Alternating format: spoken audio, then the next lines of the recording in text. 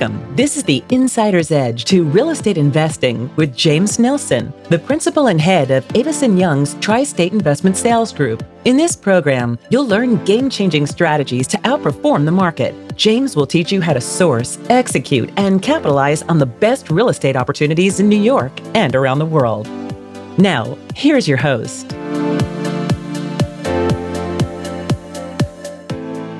This podcast is for educational purposes only and should not be relied upon for investment decisions. The opinions expressed are those of the guests and not their companies. Listeners should not act upon the information without first seeking appropriate advice from an accountant, lawyer, or other professional.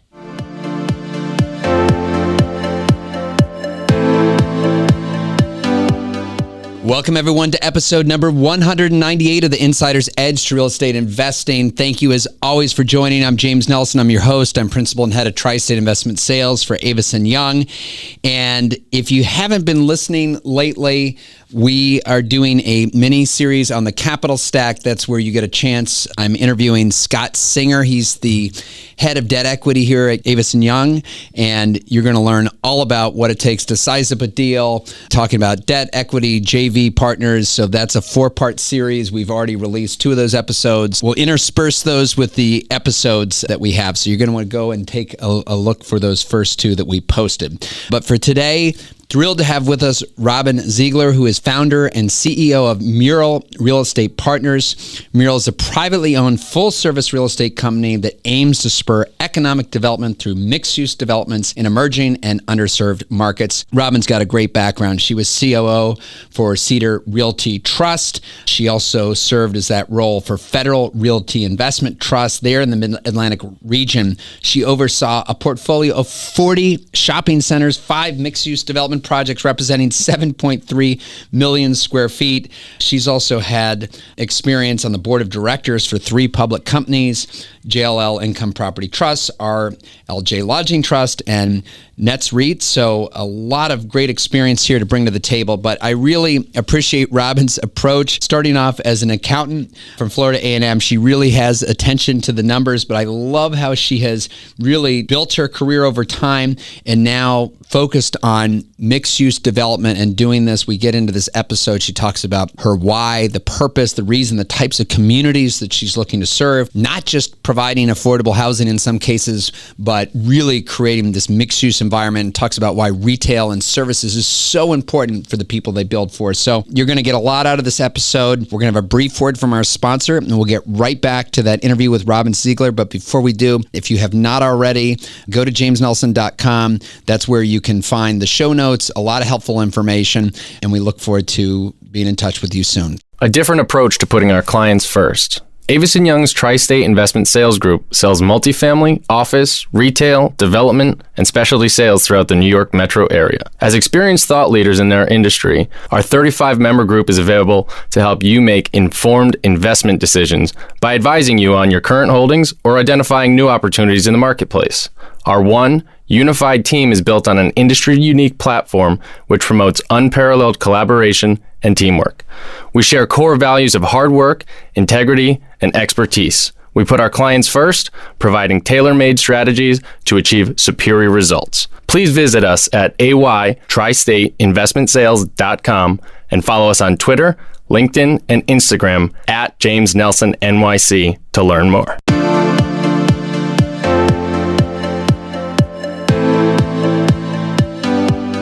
Welcome, everyone. Excited to have with us today Robin Zeigler, who is founder and CEO of MURAL Real Estate Partners.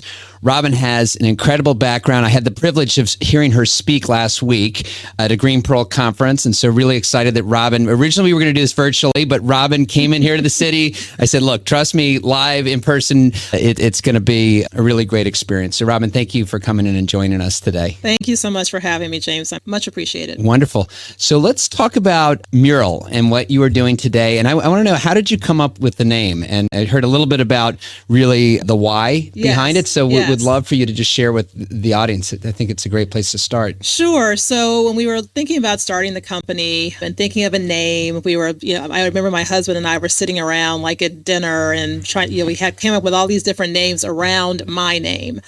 And I had decided somewhere in the process that I really didn't want the company to be named about me personally, but rather what we do, and something that had meaning, but that was an acronym or something that kind of symbolized the work we do. And so we were playing around with all these different acronyms that had absolutely zero meaning. And someone on the team threw out, what about MURAL? And I'm like, well, that's pretty cool. And so then we actually took the name because of, the connotations that it has to art and urban and culture. And then we created an acronym around it, which is mixed use revitalization approached locally. So we actually did it backwards, but it worked out quite well. And I know when I heard you speak, and there's a nice article also in the Commercial Observer on your story, you said that you're not just about building affordable housing. I mean, that could be a component of it, but really mixed use development and really thinking about what best serves the community. So can you maybe share with the audience about how you approach a project? Yeah. So coming from my background, which was in retail and operating as COO to grocery-anchored shopping center REITs and operating a lot of grocery-anchored shopping centers in that capacity, as well as the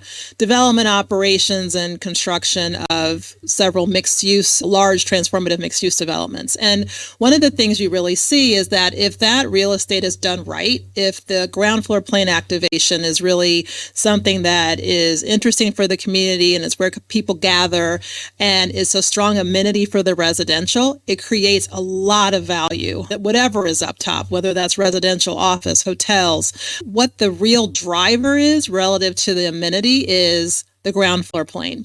In my background as a former chief operating officer for two grocery-anchored shopping center REITs, focusing our attention on the retail and the ground floor plane activation, because that's really how community gets made. That's where people go out to dinner. They take their kids out to eat after a baseball game. They take their kid to get a haircut. They go on their first date. Like all of those things happen at the ground floor plane, and that's really where you make community.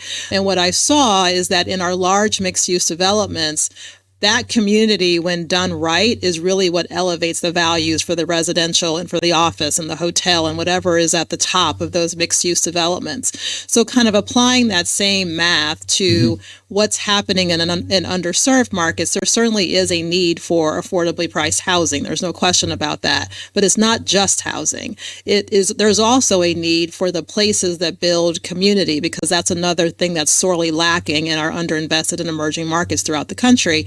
And so when you look at most major cities, there is a barrier to where capital has been deployed. There is a railroad track, a highway, a bridge, a street where there's capital deployment on one side, and then you cross that barrier and it falls off a cliff. And so what we typically look for are markets that are emerging and growing, where if you pull that capital investment across that barrier, there is a lot of untapped demand, where there's a lot of demand and a low amount of supply.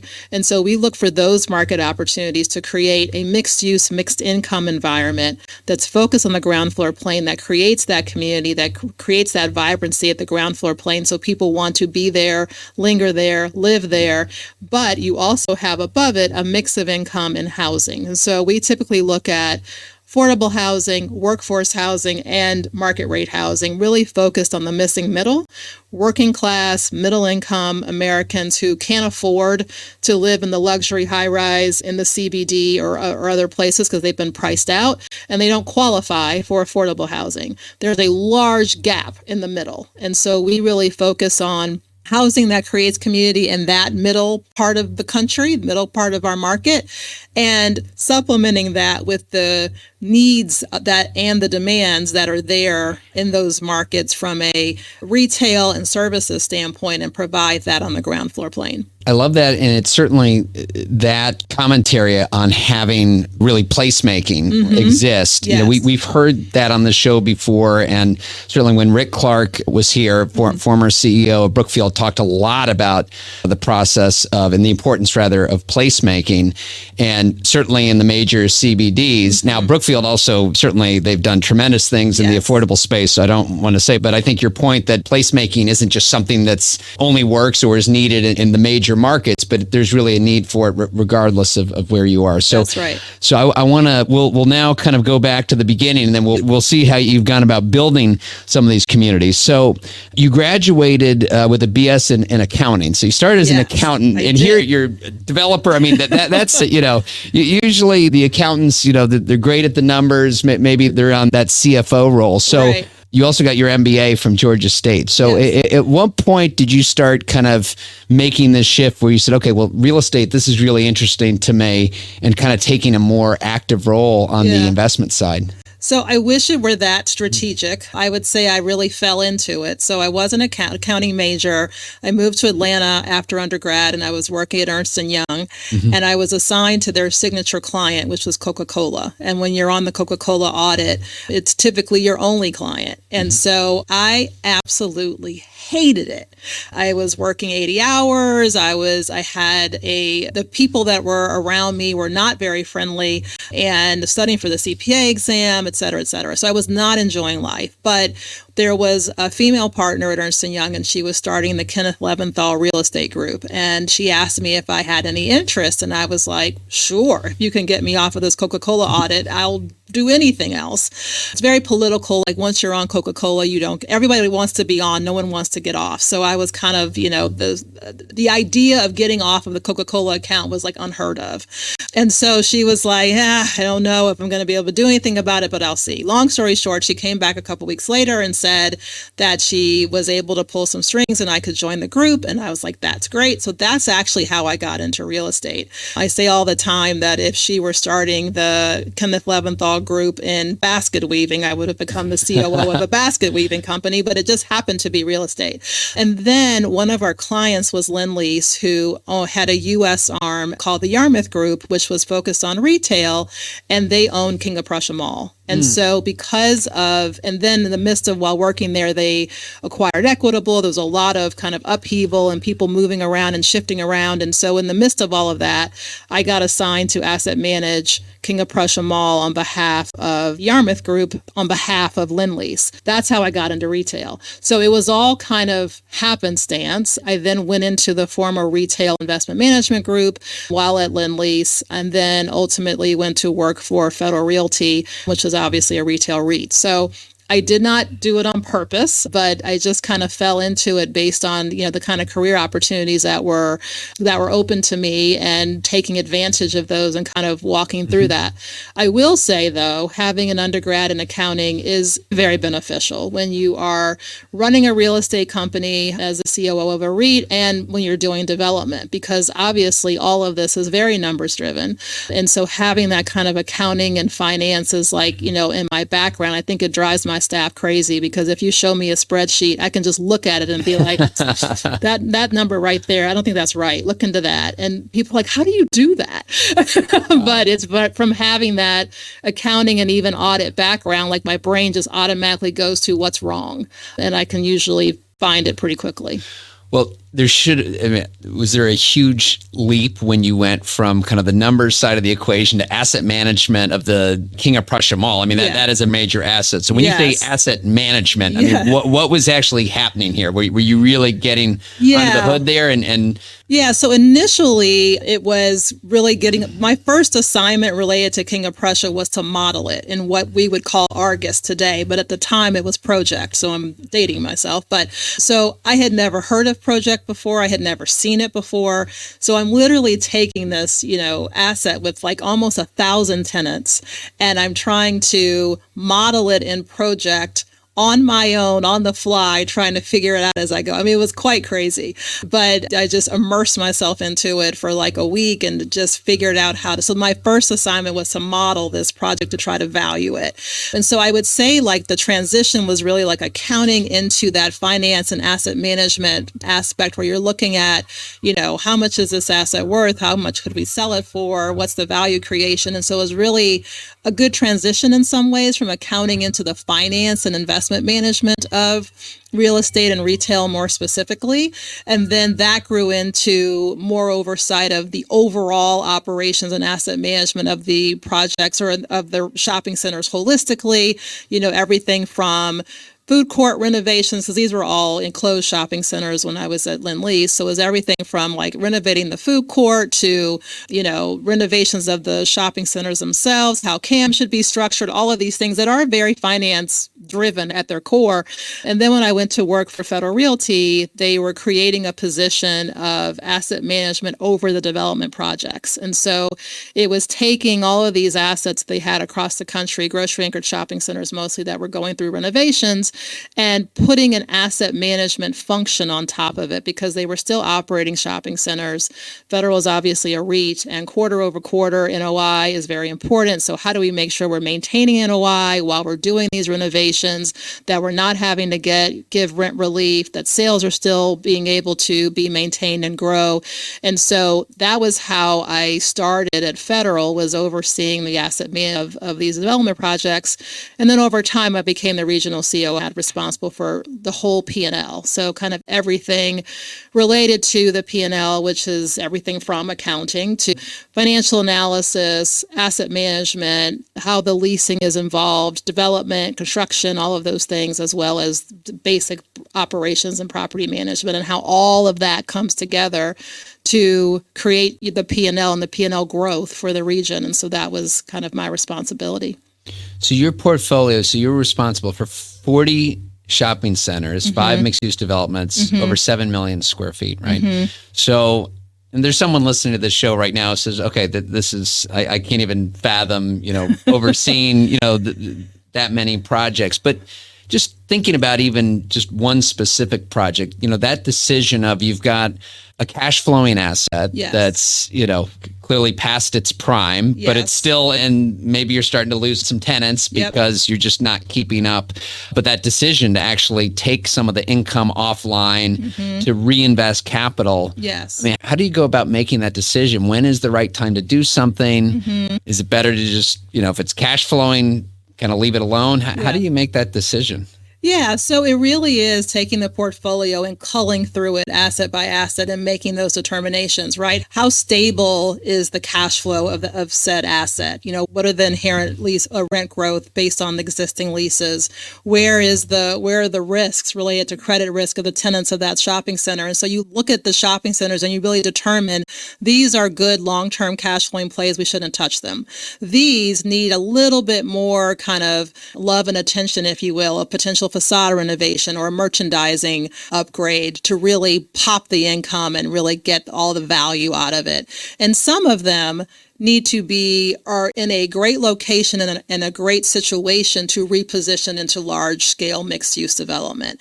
And sometimes it could be from, as you mentioned, tenants that are filing bankruptcy or tenants that their lease is coming up. And so it provides the opportunity for value creation. Like I look at a portfolio and where you have credit risk and anchor tenants whose leases are coming up for expiration, that's your value creation opportunity right there. And so if you can really look at how you're doing your leases and where those spaces are bundled, so to speak, the most accretive way to attack it is to phase it and to have, while a portion of it is under construction, the other portion of it is still operating. And if you remember when I started at Federal, that was my job, right? Was to figure out how do you maintain income while you're doing facade renovations. Well, it's the same methodology, just on a much bigger scale when you're talking about creating large mixed-use development. But the notion is to it's all an asset management play up front, right? So you're really managing those leases to expire together in the right places at the right times, getting the right rights within those leases for relocation, for termination, for all of those things to effectuate a future mixed-use development. And so some of it takes strategizing 10 years in advance, 5 years in advance, and doing things in those leases to make sure it allows for a large opportunity in the future. But then once you've kind of positioned everything to be able to transition, then it's figuring out, okay, we're going to start with this part of the project. And keep in mind, most shopping centers have large parking fields. And so you're looking at the assets, you're looking at the parking fields, you're looking at, all of the who has parking rights, who has approval rights, the co-tenancies. I mean, there's a whole lot of things that go into kind of figuring out how to do all of this. But overall, what you're looking at is how do you do this in phases, maintain as much income as possible,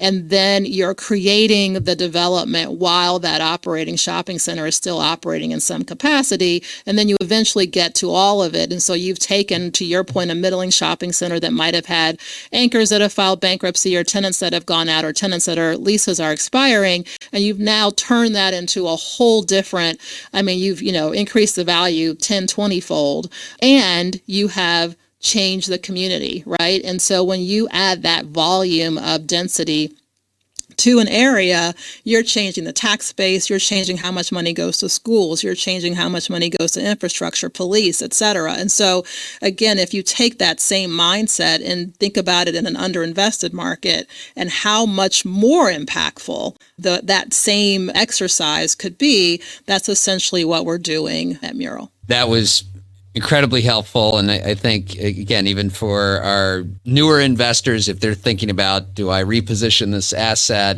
Is now the right time? Do you get that correct return? Now, I'm sure I don't know how much disposition work along the way that you did, but I would imagine also at that kind of critical juncture on, okay, well, we think that there's upside here and we need to decide, are we going to do it or are we going to sell the dream to someone else? That's So, right. I would imagine sometimes you think, okay, well, we know there's value here, but we'd rather kind of get that premium on the sell side. Did that ever factor into the calculus? I would say in my REIT days, we were not as big as on dispositions as a private company may be. That being said, as part of our certainly annual process and sometimes even quarterly process, we would always do wholesale analysis. And so you're always looking at, is it better based on the trajectory of this asset for us to hold it or to sell it? And so even though at Federal and at Cedar, we didn't sell a lot of assets, it was a constant way of thinking about kind of, a portfolio and its value, and thinking about when there are kind of value creation opportunities, are we best served to do it, right? Mm-hmm. Is the real opportunity here, for example, to add a hotel, and hotel is not in our property type, just thinking back, in my REIT days. And so we might sell the land to a hotel operator, just as an example. So you are constantly thinking about, what is, even if you're the owner, you have to kind of step back for a moment, take the emotions out, and just really look at it. Again, what do the numbers say? Mm-hmm. Look at the actual financial analysis and really determine what the long-term impact of this asset should be. And are we the best to extract that, or is it best to take our cash up front and let someone else do it? Perfect. No, that makes a ton of sense. So maybe now talk a little bit about moving from Federal to Cedar Realty Trust. And we were just speaking before, we had Leo Ullman, the former founder of Cedar Realty Trust on the show. So what prompted your move? What was the opportunity? Yeah, so it was interesting. Based on where Cedar was in their life cycle, they were looking to do more mixed-use development, and some of their shopping centers inherently were in what I would call underinvested markets. Not all of them, but some of them were.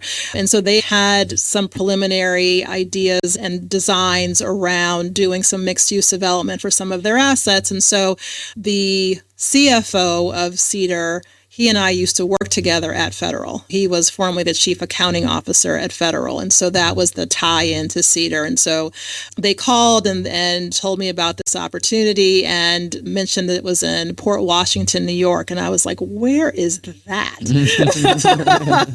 I had never heard of it. I had never been to Long Island before. And so admittedly, it took some tall talking, but I did end up moving here to New York and became the COO there. And part of what we obviously same thing there as far as operating the entire grocery anchored shopping center portfolio, but it was also about looking at the entire portfolio and figuring out where there were mixed use opportunities. They had already circled some before I arrived. Some of those I agreed with, some of them I did not, but we really looked at, how do you take a handful of these assets and really turn them into large transformative mixed-use developments. And so while there, we did about 6 or 7 overall redevelopments. Some of them were kind of your basic grocery anchored shopping center facade renovations.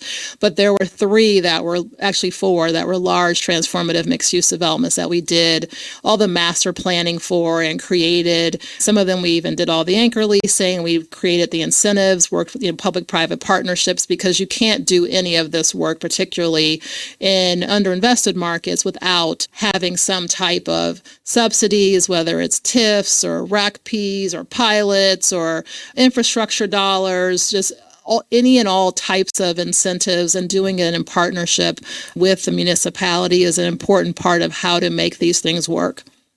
So, Robin, one of the number one questions I always get is for career advice, not just for people who are new to the business, but maybe they've been working for an established company. Maybe they're thinking of going off on their own. Maybe they think to move to another firm. So again, it seems like to me that this was definitely a situation where, and I'm sure you had a great role at Federal, and it seemed like, things were moving along well. This was a little bit more of, you had to uproot yourself, move to a new area, and really a new challenge. Yes. So for someone who's sitting, let's say, in a comfortable job right now, they're happy, they've got, they've figured it all out. Yes. What would you say to kind of finding that next challenge? I mean, I got to imagine there was something kind of within you saying, okay, I'm ready to do something else. When's the right time for that? It's interesting because throughout my career, I don't know that I was consciously of the mindset of I am ready for the next thing, but rather the next thing came to me as an opportunity. And I think one of the things, people ask me, like, how did you become a COO of a REIT? And really it was taking advantage of opportunities that came my way and not being afraid to walk through the door and take that challenge, right? There were so many times in my career where I was asked to do something that I had not done before, that I could have said, I don't know how to do this. No, this isn't for me. But rather I said, okay, I'm going to figure it out. And so, for example, when I went into the Ernst and Young Kenneth Leventhal group, and she was like, okay, you're going to work on REITs. I had never heard of a REIT. I didn't know what it was. We didn't have Google back then. So I went to Barnes and Noble. I went to the information desk. I don't even know if they still have those anymore, but they had an information desk, and I was like, I need every book you have on REITs. They had 4 of them. I bought all 4. I read them over the weekend. I got ready for work on Monday. So it's like taking advantage of the opportunities that come your way. I also think it's like part of having a North Star, so to speak, of we all do this work and we do the daily grind. And I would, to your earlier point, every position I was in was comfortable when I was there, right? Like I didn't have like this dying need to go do the next thing. But it's also about what are the things that matter to you? What are the things that are important to you, even outside of your kind of the day-to-day grind of doing your job? And if there's ways to marry any aspect of those 2 things together, I think it just makes the journey better.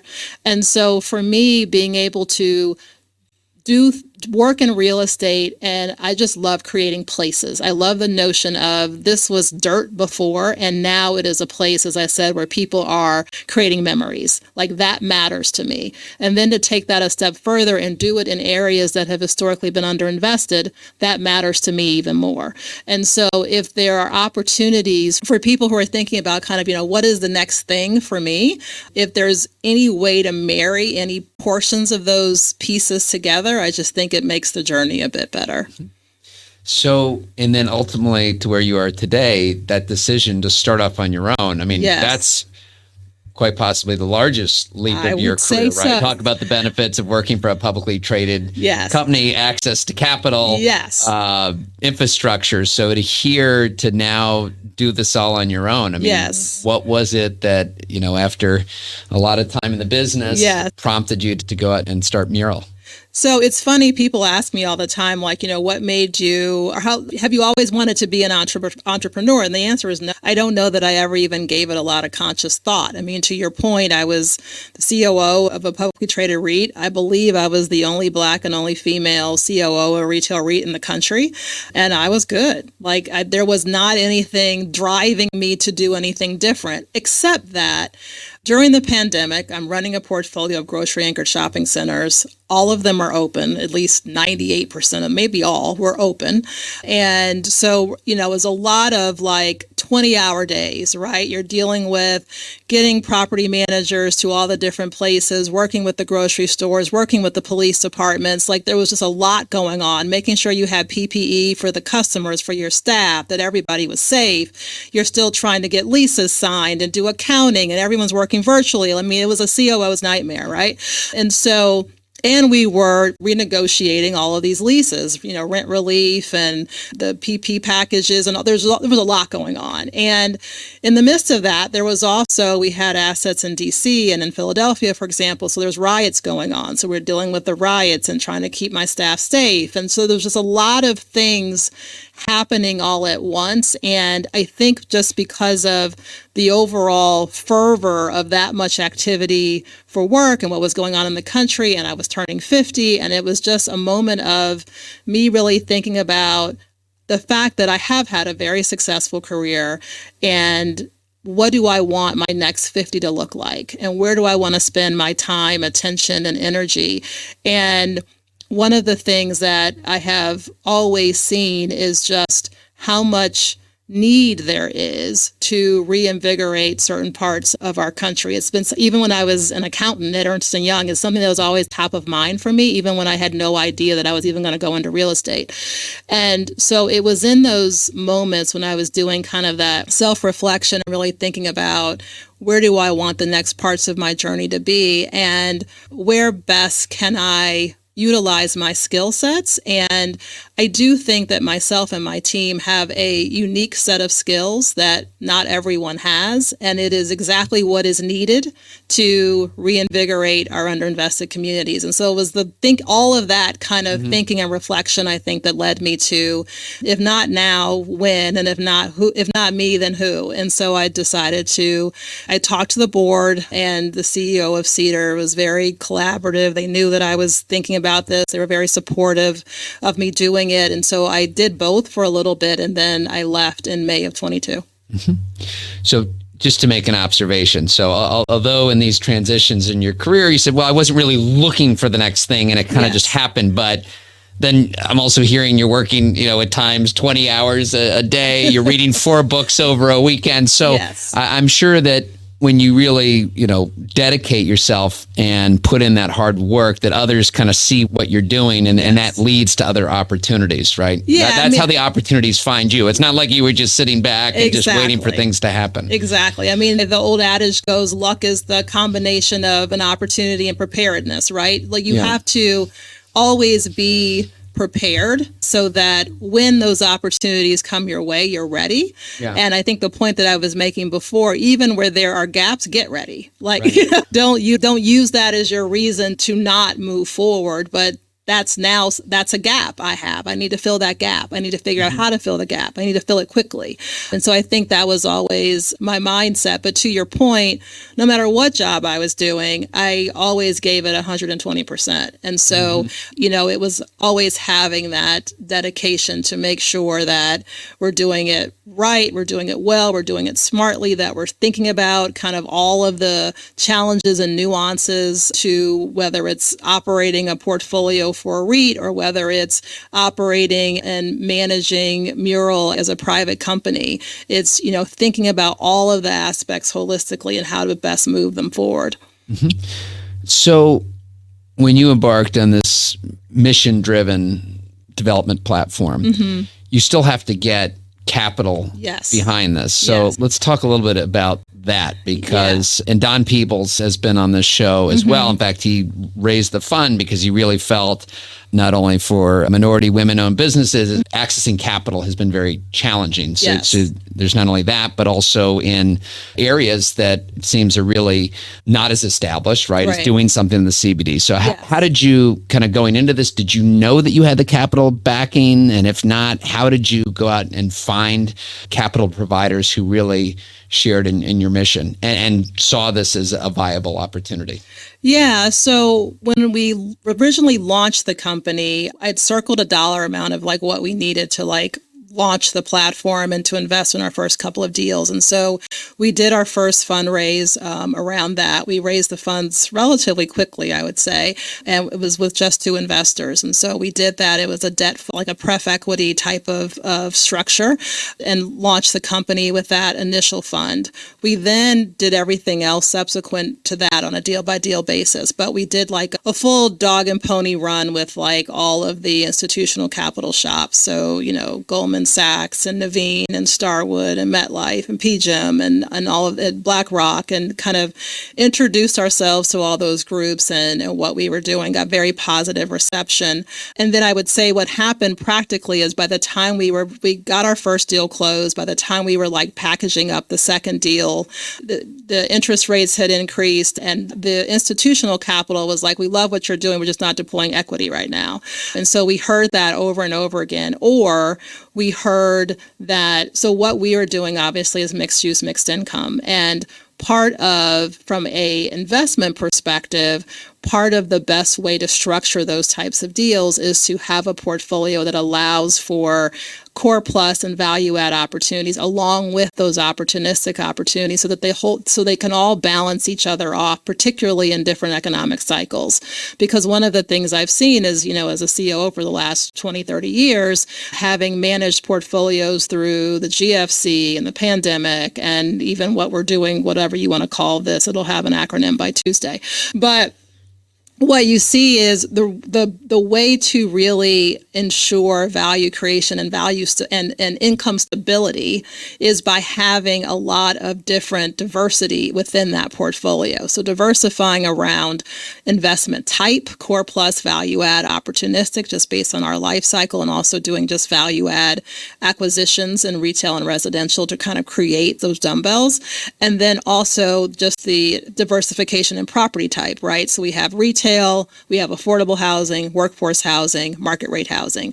And those can all be even different condos that we structure differently based on the different economics that go with those different property types. But it's the combination of all of that makes for a really strong portfolio in this space. For institutional capital, they want core multifamily in Texas, or, value add retail with grocery anchor in the Midwest, or whatever their buckets are. And so our portfolio doesn't necessarily fit well within those buckets. And we tried to do some like carving around the edges to make things fit with this one or that one, but it really goes against what I believe to be the best accretive way to create returns in this space. And so with all of that in mind, so we have been doing deals on a deal by deal basis to answer your question, but we've also launched our second fund most recently, where we're doing a fundraise for the portfolio, so that we're doing a fundraise for people to invest in the GP of the portfolio with that characteristic, because over the long term, I do believe that's the best way to really extract the alpha that's available in this opportunity set. And we still use our LP relationships for the LP for the construction ready aspects of those projects, as well as for the stabilized projects.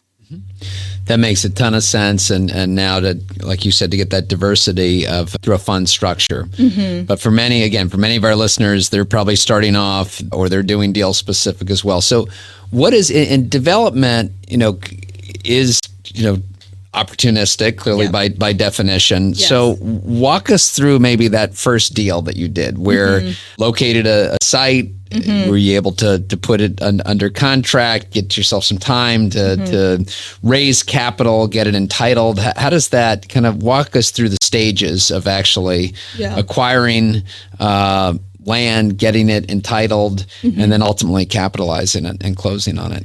Yeah, so our first example is probably not the best example for our listeners, but I'll walk you through it anyway. And part of the reason was because of what we saw happening in the capital markets. We purposefully did not engage in deals that required market debt. And so that then we were looking at kind of a different class of assets to avoid the capital markets and some of the volatility that we saw happening with interest rates. We now are just starting to look at deals that require market rate debt, but back when we started the company, we had opted not to, just because I could see the volatility happening with the interest rates. That being said, ironically, there was a land opportunity that came from the CEO of Federal Realty, who met a gentleman at a car show. And the gentleman asked him if he knew me. And he said, of course. And so he calls me on a Saturday morning. I'm like, why in the world is the CEO of Federal calling me on a Saturday morning? But turns out it was because the guy asked if he knew me. Long story short, we ended up buying that guy's land in Jamaica, Queens, here on Hillside Avenue. He owned several car dealerships and some small retail. And so it was part of a family that owned, there was several family members that owned this land, tenants in common. I would say it was not an easy negotiation. One of the things that you have to be adept at if you are doing investments in underinvested markets is dealing with unsophisticated sellers, so to speak, individuals, sellers, and a lot of families with tax issues and familial generational issues, and being able to work through all of that to get to a deal on the other side. It takes like a little bit of psychology and a lot of real estate. But we were able to get those sites under control. And then we brought in LISC, helped us facilitate a loan with NICAP, which is a New York City Acquisition Fund. And so New York City Acquisition Fund actually provided our acquisition and pre-development financing so that we were able to kind of get around the existing market. So we didn't have to place market rate debt. And then we had M Squared come in. They have a fund. And so they invested in the acquisition and pre-development. And then we have a family office group. That's the LP that's invested in the construction. So, and then MURAL is the remaining equity. So it was a little bit of a bespoke structure. The HPD and HDC are the construction lenders. So the entire kind of capital stack was around New York agency financing.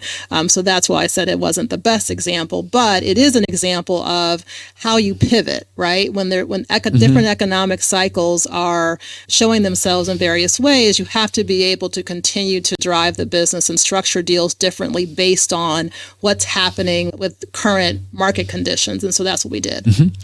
Well, Robin, I think it is a great story, though, because it also exemplifies, and we talk about this in the book, of how you gain that insider's edge. So, you said that when you're buying properties, that whether you want to call Jamaica a secondary market, usually there's more time that you can get, and you can get different terms. Because I would imagine if you showed up, and I'm sure the seller didn't say, okay, well, you're going to put 10% deposit, hard deposit, and close in 30 days, with especially when you get financing. It can take, certainly for affordable projects, can take time, right? That's right. So I'm sure maybe through, even though it sounds like it was an unsophisticated seller, that might have worked to your advantage because it gave you the time to put this affordable financing in place. Yeah, that's exactly right. And, the one thing about Jamaica, Queens that makes it a good example is we looked at several sites in and around that area, but not every site had what I would call the bones to do what we do. And the Jamaica site is probably one of our most urban locations. We typically, look for projects that are 2 acres plus, and we can kind of create a massive environment. Like we have a project under contract in Atlanta that's on 24 acres as an example. So this one is far more urban, but we do look for, how does it operate relative to traffic and highways, streets? What are the major highway thoroughfares? How does one get there vehicularly? What's the pedestrian throughput look like? What's the access to transit, right? So with Jamaica, Queens, it's sitting right at the subway, but it's also sitting right at the LIRR that now goes to Grand Central. So if you can create the right type of ground floor activation that has the restaurants and the bars and the services that one would want, who's a young professional or a young working family, and they may be priced out of Manhattan or Brooklyn, but they may consider Queens, but they're like, I don't know if there's anything there for me. If you create that environment that is for them, now you're changing who all can live in this mixed income environment and creating more diversity of incomes and even the types of people who are living in a given community. And so we look at it from that standpoint. And so to the naked eye, it's just 2 really crappy car dealerships. But To me, it's a covered land play that's providing income while we're doing pre-development near a transit station, and it's a potential mixed-use, mixed development opportunity. And so it's really having an eye towards where do the opportunities lie to take something from what the naked eye says it is to what it could potentially be.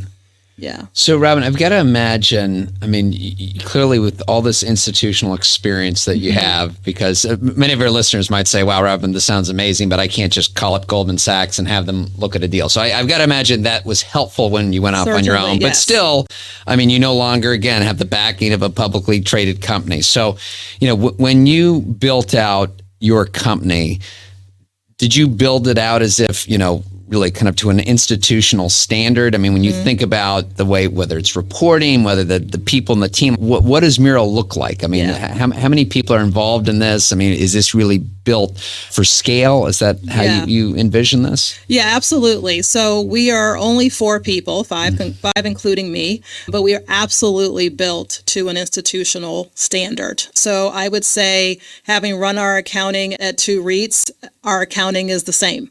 Our reporting is the same. Our controls are the same, so that it gives the ability to scale. And everything we do, my staff will tell you, if they bring something to me and it's like it works now, but if we had 3 more assets, it won't work. Okay, we're not doing that. So even if it takes a little more work now, everything we do it so that it can be scaled, so that it would work from a scaled basis. So we're not constantly retooling. And so, yes, it is true that as a former COO of a REIT, I can call Goldman Sachs, and at a minimum, they will take my call. But when they are looking at our underwriting and go under our hood, if our systems weren't in place, if our underwriting wasn't sound, if our market knowledge wasn't there, they would then hang up the phone. So, yes, they would take the call, but you have to have the things in place for them to continue those conversations and be willing to partner with you. And so our back of house, I would say, I would put it up against anyone's, and having seen the inner workings of other backs of houses, I know. And so we certainly do think about it from an institutional perspective.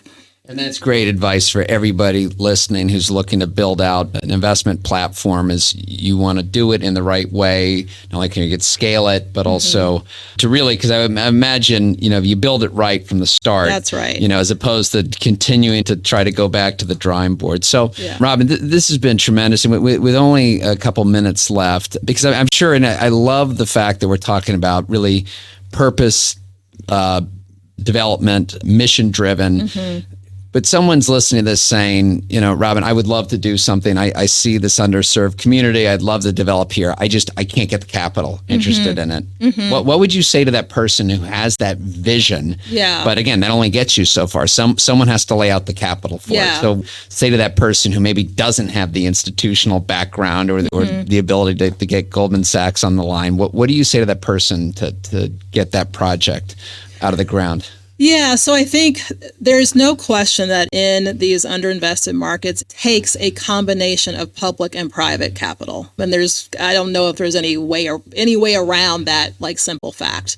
One place you could start is, if you don't have the private capital in place first, you could go to the municipalities first and show that vision and your interest around what you're trying to do, and really seeing what public funds might be available to help.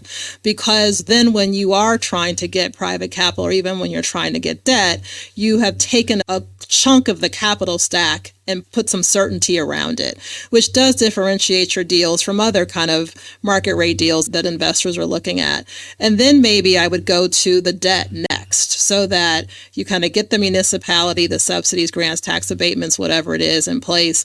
Then maybe see what types of financing might be available. There may even be, there's green financing. Sometimes there's low interest debt for underinvested communities. And so taking advantage of some of those debt instruments to see how that then also bolsters your stack, and then do the equity last, because then, you might be able to go to friends and family or do some type of crowdfunding or something for that remaining piece. But you've got the first 2 pieces in place already.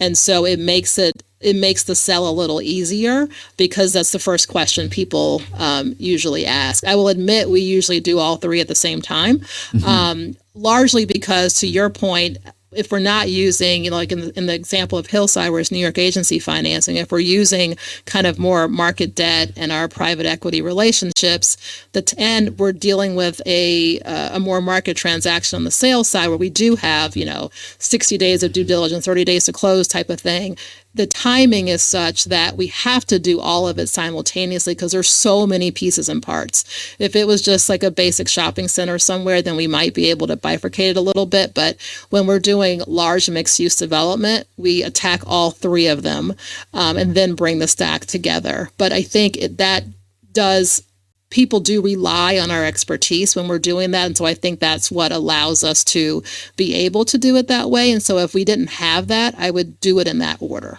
Mm-hmm. Yeah, I love what you said about reaching out to the public sector as well, because I think oftentimes people think, oh, well, government's only going to throw up roadblocks and make things more difficult. And yet you find within government, there are definitely arms that are there to really work with the private sector. I think of the EDC here in New York. I mean, or even in each of the boroughs have their own economic development agencies. Right. And I know when I'm working on a large development opportunity, even, on the brokerage side, how helpful they want to be. And it's, look, have you thought about, this type of use or this kind of tenant, or have you thought about this kind of bonus? So I think being aware of that and creating value is really a big piece of it. So Robin, this has been fantastic. We really appreciate your sharing your story. Any closing thoughts, any, thinking about your journey and kind of what has been the key to your success? What would you say in advice for those listening right now as they think about their future career? Yeah, I would say particularly in this industry, but perhaps in any industry, one of the most important aspects is relationships. None of us can do this by ourselves. And having those relationships and having, garnered and created a lot of relationships throughout my career has been extremely helpful in a way that I probably could have never imagined, because when you do go out on your own, you are on your own. And so being able to reach back to all of those different relationships that I've had over the course of my career has been extremely helpful. And I think for, people who are younger in their career, and the fact that there's a lot of hybrid work and, people are on their phones all the time and don't communicate old school the way we used to, really just to focus on how important it is to maintain relationships, create relationships and maintain relationships in this industry. I think that's a critical component for kind of the younger generation coming behind us, because it operates differently now, but the core of what relationship building does hasn't changed.